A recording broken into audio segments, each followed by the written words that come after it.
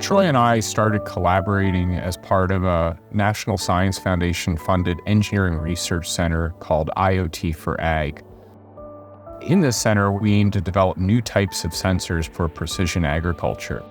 Some of the shortcomings of existing sensors is that they're very expensive. They need to have antennas that are above the ground so they can't be completely submerged underneath of the soil. And they use large amounts of power and would leave behind batteries that might poison the soil.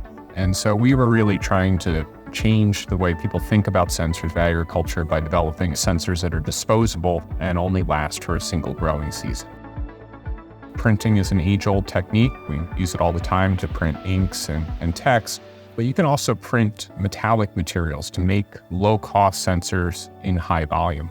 But we didn't want to use plastic substrates or polymer substrates because the devices needed to be biodegradable. And so we created a new type of cellulose or paper-based substrate, and then also printing technology to allow us to build the devices. And the way our sensors work, a piece of farm equipment sends out a radio frequency pulse, and then our sensor can tell the interrogator what the soil moisture level is.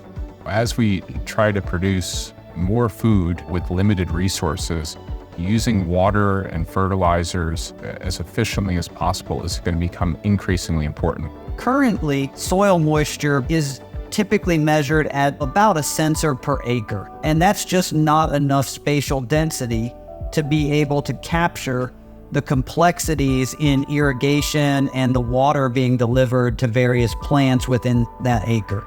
And so by having better data from the agricultural field on soil moisture and eventually soil nutrients, you can better deploy irrigation to exactly where it's needed and deploy these limited resources in a much more intelligent way.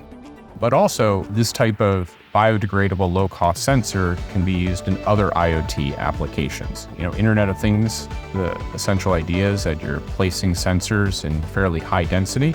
And in order to realize a lot of the benefits of IoT, you need low-cost sensors. Imagine if every cardboard box you ever bought came with a sensor inside of it that could tell if that box had been exposed to moisture, dropped, and could locate that box anywhere within a warehouse. So you can just let your imagination run wild in the types of applications that can be addressed when something doesn't pollute the environment and adds literally a penny of cost to your product. I hope as this project and as this idea gets distributed to the yprize, people think beyond the agriculture application.